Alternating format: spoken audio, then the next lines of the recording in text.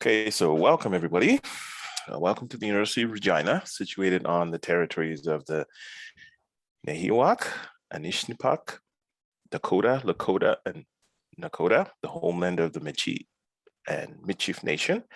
The University of Regina is on Treaty 4 lands with a presence in Treaty 6. So today we're going to have Devin, who is a graduate student in computer science, who's been working on this computer science update project, talk to us about the actual lab update. So I'll just hand it over to Devin and away you go. Thank you. So as was just said, my name is Devin Blewett. I am a grad student this term currently filling in for CS 100 and CS 210. But I've actually been teaching CS 100 labs since 2017. So the project we're talking about is an ongoing project to update the overall quality of our labs and our lab pages. CS labs are, of course, vital to establishing the foundational skills for our classes, but unfortunately, we've got like 3 or 4 lab instructors and over 10 classes that have labs, so it's a little tough. But thankfully, with the funding from this project, we've been able to get some work done.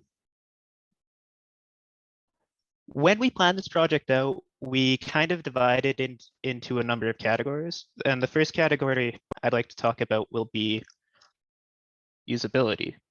Because no matter how good material is no good if nobody can use it. So when we consider usability requirements for classes like CS 100, we have to remember that CS 100 is a bit of a unique case because we get a lot of students that are not from a CS background that have to take the class because they're from business. And that creates problems where we have students that don't have backgrounds with computers trying to learn how to use a computer. And thanks to the pandemic, we're trying to teach them how to use a computer while they're on a computer, which is quite difficult. So improving usability of our site was one of the first things we needed to do. And just for some comparison, I can start with our old site. Our old site had a number of problems. The first was just navigation in general. We had a lot of important information locked behind multiple stages of navigation, such as they had a weekly assignment, and that would be found by clicking here, and then here, and then they had to figure out which one they were supposed to click on from here. And that caused a lot of problems. We also had issues where multiple of our tabs were named the same. We have basic CSS here where we were teaching basic styling, or we had basic CSS here where it was a bonus exercise. And if you just told them to click on the tab, they sometimes didn't know where to go. The order of our examples in the navigation also actually didn't match how we taught it in the lab. We taught things in a different order than how things were displayed here, so it was quite difficult to follow along. So the first thing we did as this project started was I went through all of our other labs at the university here, and I went and looked at some labs from other universities like the University of Waterloo that have public labs as well. And I looked at the choices and style they made that I think were the best, and I came up with a prototype that looked like this. So the first thing I thought was important was that we present all of the you must know information on the front page, where it will be easy for anyone to see who doesn't know how to use computers. So we have things like instructor information here, schedules for the labs here, and any additional resources they need to know here. We have automatically updating reminders here. We used a PHP script to increment it every week, so you don't have to worry about keeping it up to date. And we just have lab schedule and any other due dates and reminders that they need to know here.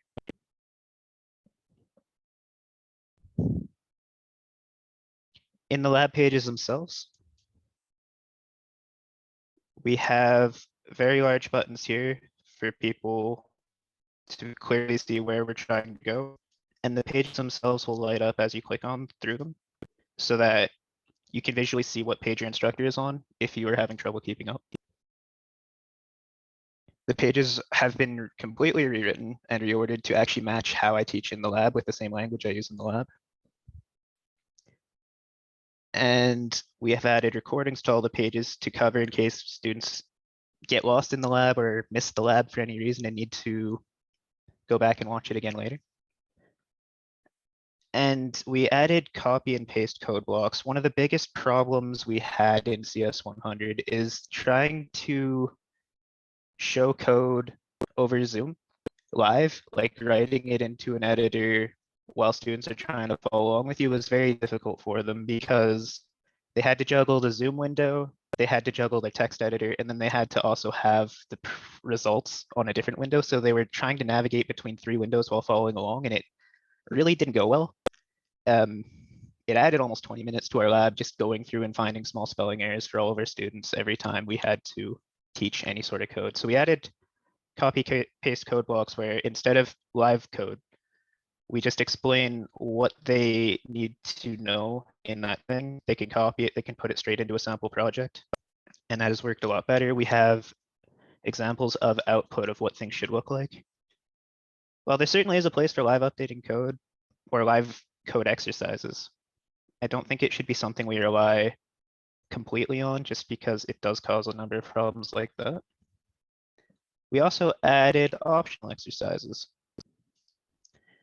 Things they can do on their own if they want to keep up or get ahead.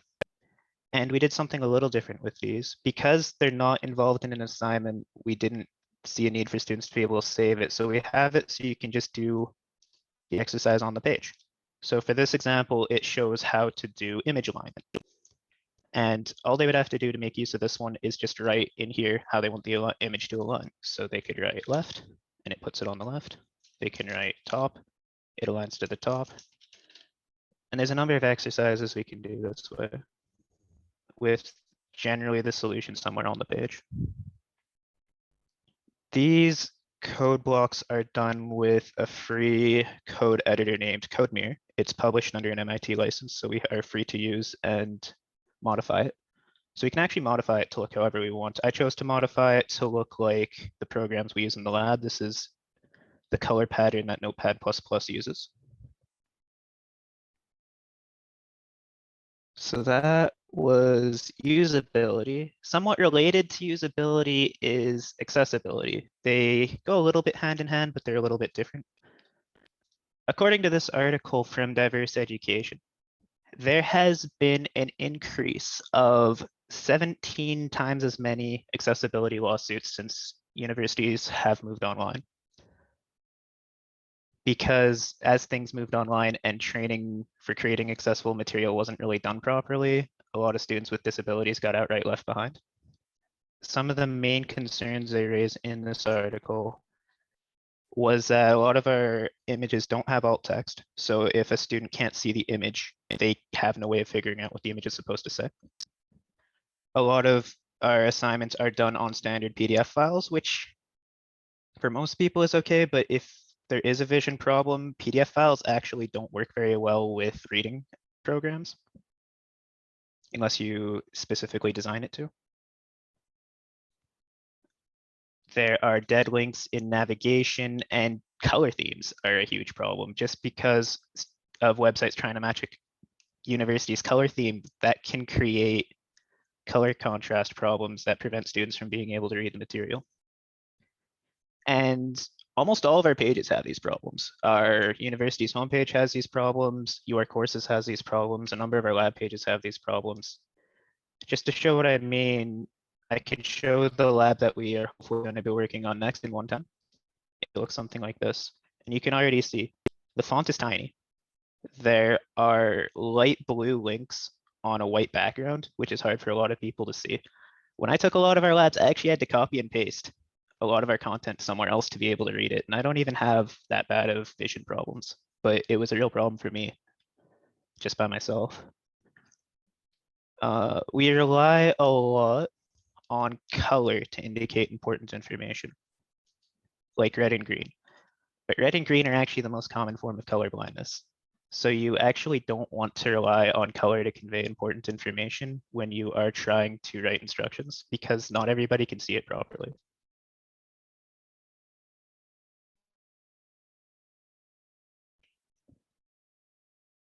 There are also problems with links on our website. On this page even, there's 2 navigation links here.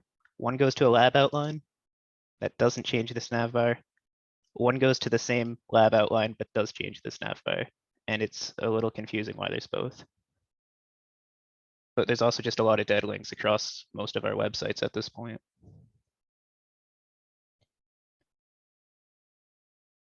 There was a problem with some screenshots using mouse over events to zoom them in.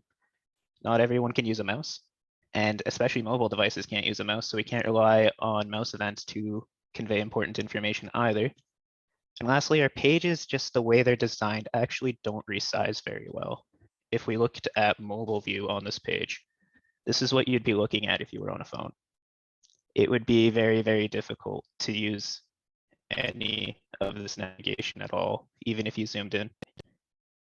And that's just because of how the style was done on the page. So I did some research on this using the W3 accessibility guidelines. The W3 is generally the go-to on rules for how to do websites well.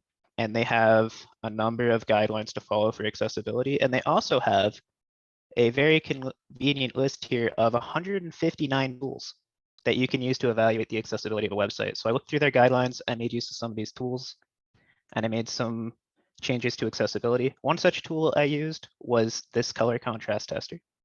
And all you have to do to use things like this is go to this page, put in the name of the page you want to test. This would be my CS100 homepage.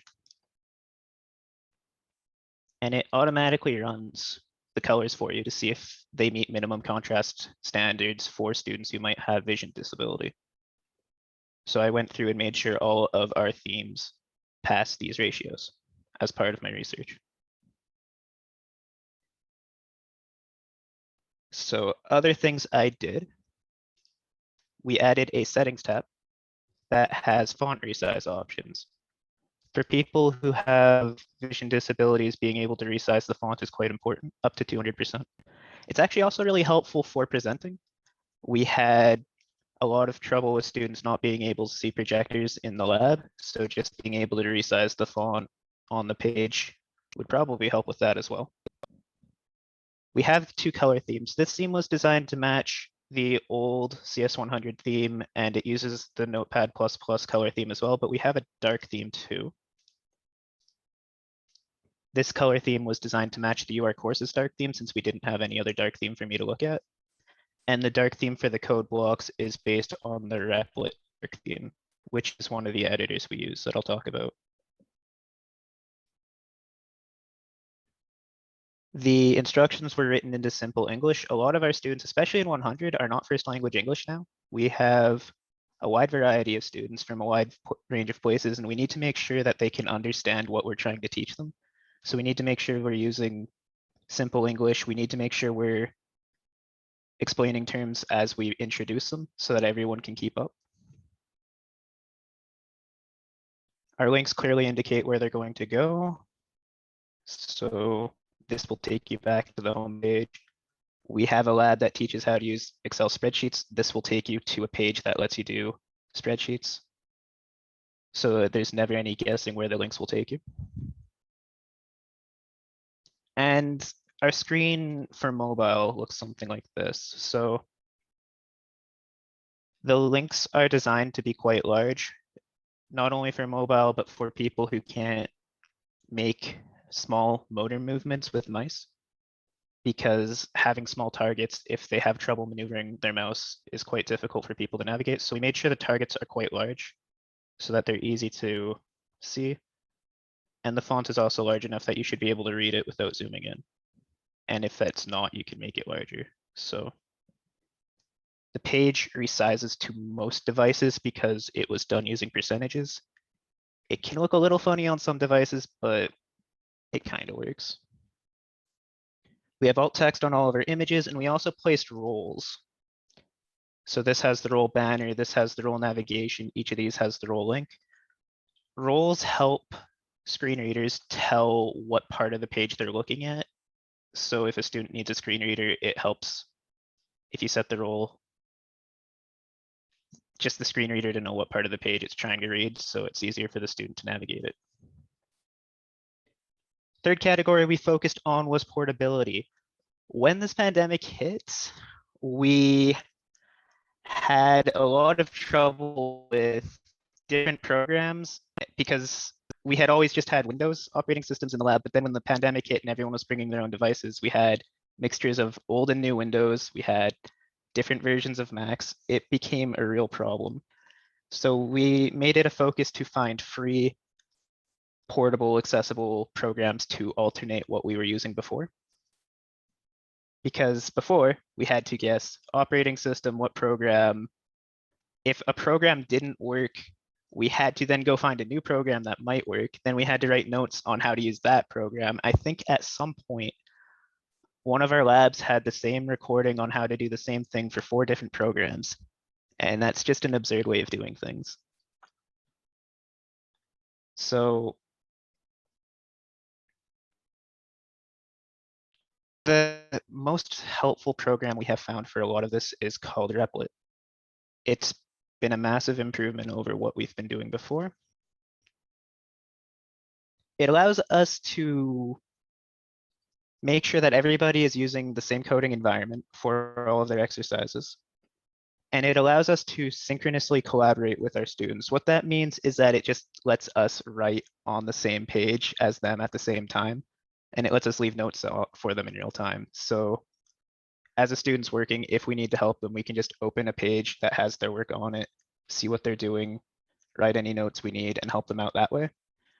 Whereas before, we had to set up breakout rooms so that they had some privacy. We had to give them instructions on how to screen share, and we had to basically ask them to move their page around so that we could trying to. And that was a very, very inconvenient way of doing things. Replit also has some good accessibility built into it. So for starters, to make Replits, all a student would need to do is hit create. It has language support for most of what we do in any of our labs. I don't think it handles hardware labs though. But they can pick a language, they can give it a name or just go with the default name.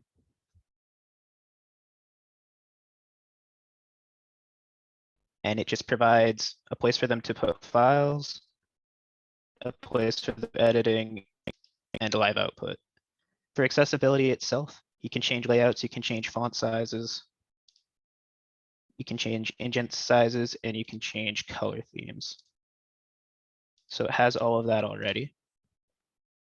Since it's browser-based, it works on any operating system. It even works on phones. It would be very awkward to write code on phones, but you could do it if you wanted to. And all they would have to do to run things is click run, and it shows the results.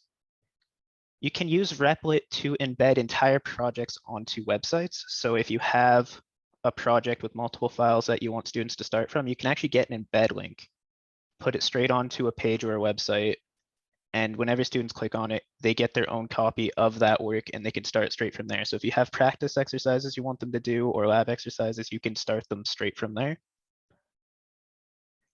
I chose to keep using code mirror blocks on a lot of our pages simply because having multiple Replit embeds gets a little expensive on memory because it has a lot of JavaScript involved in it, and slow computers wouldn't handle that very well. But in terms of having multiple page exercises, Replit would be a better option.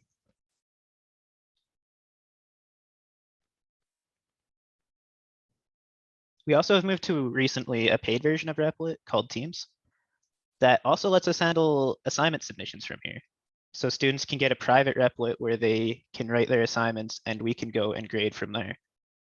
And that has fixed a massive problem we've had with CS100 where they used to have to upload their work to a public website that we didn't have control over. So we couldn't tell when they were editing things. We couldn't go look at their work if they didn't do something right. There was about a 20% submission failure rate just because of the programs we were using. And one last problem with that was it was a public website, meaning any student could go to that website. They could view the source code and they could just copy someone's work whenever they wanted without anyone knowing. And there were a lot of problems with cheating because of that.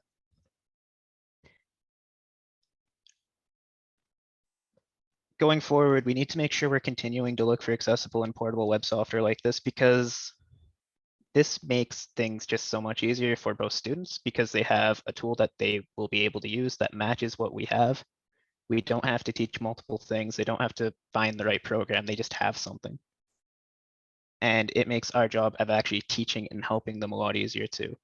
And just to address it, since it's come up a few times since I've tried pushing software like this, there's been two concerns that a lot of people have raised. The first was that using software like this makes it too easy to cheat. The concern is that since students can also collaborate straight on the page, it might increase cheating in some way. But just because they can or can't collaborate on a website doesn't really affect how much students would cheat, because a lot of the times when I went into my lab to get ready, I would just find 4 people huddled around one computer, copying each other's code. If I told them they had to leave because I had a lab coming up, they would just take pictures of the screen, create a meet somewhere else, and just move on and collaborate somewhere else. So the notion that because they can collaborate online versus the fact that they were already collaborating in person might increase cheating isn't really a good concern, in my opinion. And the other concern is that since it's online, it's less reliable because online programs go down, internets go down, things like that. And that is true. We have had Replit go down multiple times now this term during labs, but the fact is we've also had systems go down in the actual lab as well. I have had the lab website I'm teaching on crash many times. I've had the web servers that I'm trying to tell students to upload to go down or not have accounts made properly.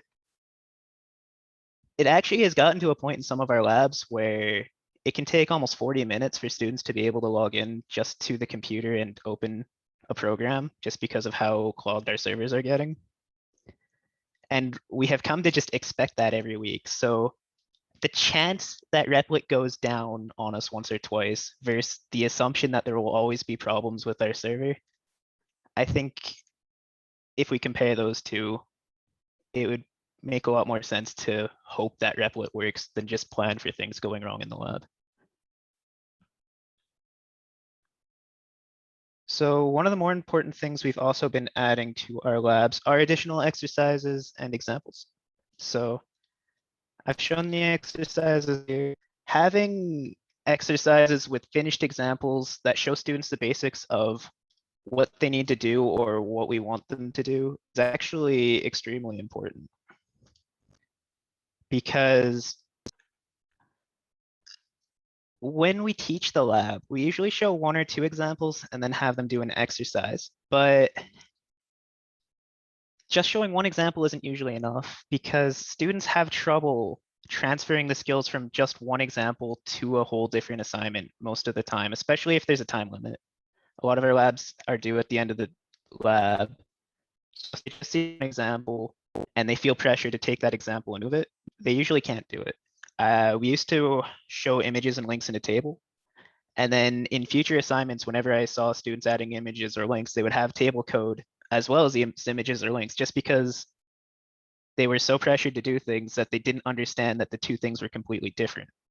It happens a lot. So if we have multiple examples that show how to transfer these skills from one example to another, it makes a lot more sense for people and it'll establish the skills that they need a lot better.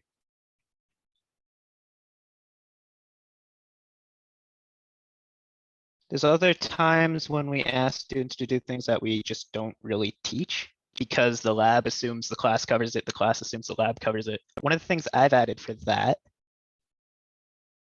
is a frequently asked questions page. So we have a list here that we're constantly adding to that contains all of the questions I can ever think of being asked as I've been teaching. This is available for all of our students. It's available for instructors. It's been helpful for students because if there's a question that's asked a lot, they can come here and just see an answer on how to solve it without having to ask for help. It's been helpful for instructors because if we know the question is in here and a student emails an instructor about it, we can just reference them to that link instead of having to constantly write the same explanation to many students. And it's helpful for just establishing a core base of knowledge and skills, because if we add things like this, like how to create this thing, how to use this thing, even if it's not taught particularly well in either the class or the lab, it would still have a reference here that students could look at just in case. So it creates sort of a standard knowledge and skill set base for students to look at as they need to learn things in their degree, which is quite helpful. So one example of that I had was when we submitted things on the online servers, there were a number of error messages that didn't help students figure out what they needed to do to solve it, that had very simple solutions. So I had pictures of those error messages here. I had how to solve them. And whenever a student ran into it, I would just point them at the page and they would fix it. And it was a lot easier than trying to guide them through it every single time.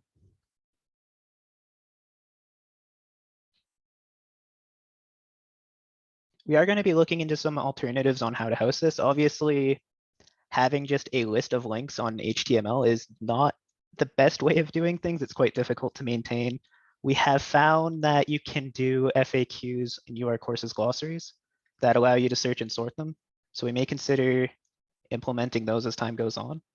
But for now, this is what we have. It would probably be good to find a system to house all of our pages eventually, instead of just having to create each page one at a time. But to help with creating pages one at a time, I've created some very simple scripts. Whenever you need to create a new page, you can just access these scripts, even if you didn't know how to make HTML. If you want to make a new page, you copy this, you put it on the page, that gives you this format so that you don't have to worry about setting up any of the style. If you want to add different effects or structures to the page, such as you can put how many columns and rows you want, put what you want them to say, and it will print out the HTML code for you there. You just copy it, you put it on the page. The most helpful thing these scripts can do are code mirror blocks. Those were the blocks of copy pastable code that we had on the page. All you would need to put any of that code on your page. We could do this one, for example.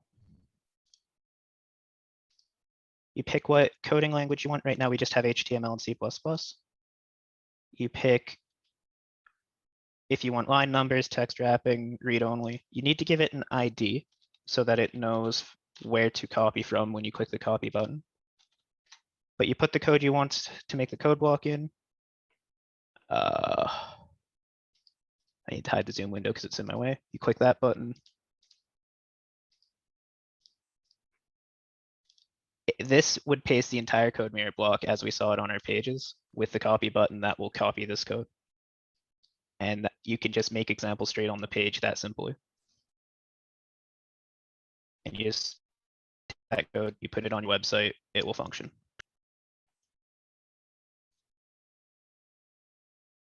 So I guess to wrap this up, I'll talk a little bit about our experiences using this material. We've had the chance to use this material in CS100 for about a year now. And it has made a very large difference in how we do our job. Because the difference of having publicly accessible material, usable material, consistent programs that anyone can use, supplementary material that we can point to, FAQs that we can give answers for, it just makes everything so much easier on both students and instructors. The CS100 labs run a lot smoother now. There are very seldom cases where we have to be pushing to the very deadline to try and push all of our students to the information that they need. Because students can just see the example on how they need to do things. They can look at the exercise, they can go back to their example, see what they need to manipulate and change it like that, which is quite helpful. They understand better, they ask less questions. We have pre-written answers, we have the ability to see what they're working on and help them in real time. I've actually gotten personal thank yous from some students just for adding the dark theme, because there are people who can't read light themes properly without certain requirements. I've heard some people need anti-fatigue glasses, or it just gives them headaches. Having a dark theme really helps. Like, it should never be underestimated how important the appearance of materials can have on how effective people will find it. That should never be underestimated. It's also made training super easy, because if we have a standard core of things that we teach that doesn't change, I can just send these pages to my TAs. I can just send these recordings to my TAs. and tell them, just read these lines, follow along with these examples, watch this video if you aren't sure. And we don't have to keep having meetings.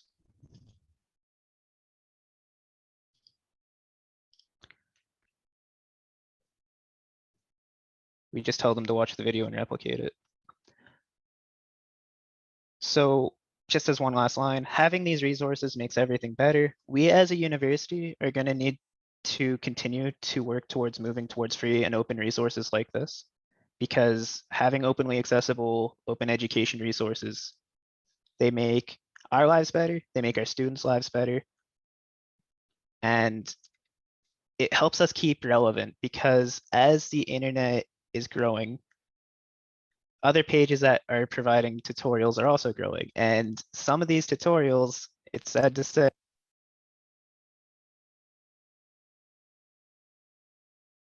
sorry, my headset died. Some of these tutorials, it's sad to say, they aren't right. A lot of students are getting resources from websites like Chegg because they advertise that they just have the answers. If we can provide our own open resources, we can prevent students from going to sites like Chegg. We can prevent students from copying wrong answers, getting caught with blatant plagiarism because they do. It will just help everything. So I think it's questions after that. Yep. If anybody has any questions for Devin?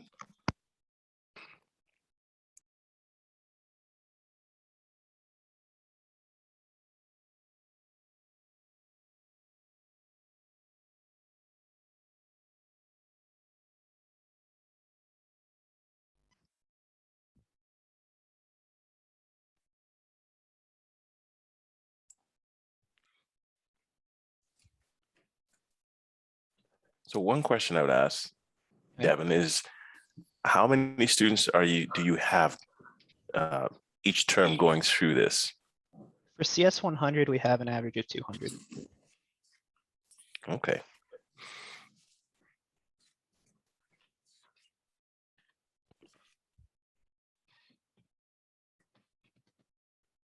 They're divided into like sections of 20 labs, ideally.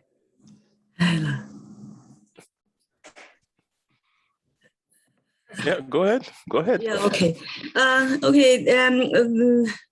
This is a great presentation. It looks really nice. Yeah, he did an excellent job. Yeah, there's lots of changes from many years ago. CS100 was a very large class. When it was like in the year 2001, 2, and we had 500 students each semester. So that is why we built the lab material, the lab websites, and also we had the co-op student for this class every semester. So the material has been improving. We changed it for so many years. Devin, you have been like how many semesters have you been teaching CS100? I did all 5 co-ops, and I was part-time whenever I wasn't co-op, so I've been doing it about 5 years. That is why you are so familiar with the content and also like how we teach and what kind of problem is there. And yeah, you did an excellent job. You reorganize the things and you have this like automations, the videos. It is very helpful. I saw you frequently ask the questions. It is updated. We did have the frequently asked questions for many years, but Devin definitely contributed more to that part. Generally, because I'm not teaching CS100 lab, so today I look at it and Devin is explaining about it. I'm very impressed. It is very nice. It is very nice. Yeah, thank you.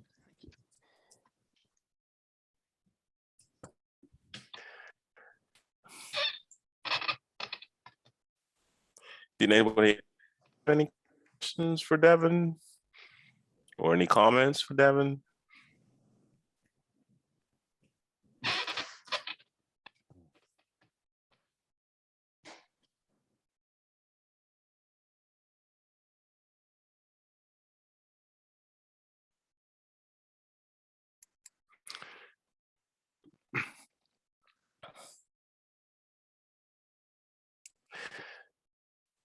Well, if nobody has any questions, and I thank you, Devin, for giving us this presentation. Really, as Julie said, it was really really interesting. And the part that's really great is the accessibility part that you talked about, all of those elements that you're talking about, because that is one of the issues. Any content that we create, it really needs to be accessible for the students, you know, especially with all the everything going digital. You know, sometimes we tend to forget those elements from, you know, the web content accessibility guidelines. We tend to forget them and forget our students in the process, right? So that's a really important aspect of this. Again, thank you very much, Devin, and hopefully we'll see the other parts of the computer science labs sort of adapted in a similar way, so that students have, like you said earlier, access to the content and are able to do things just like this one here. Looks like a really great project.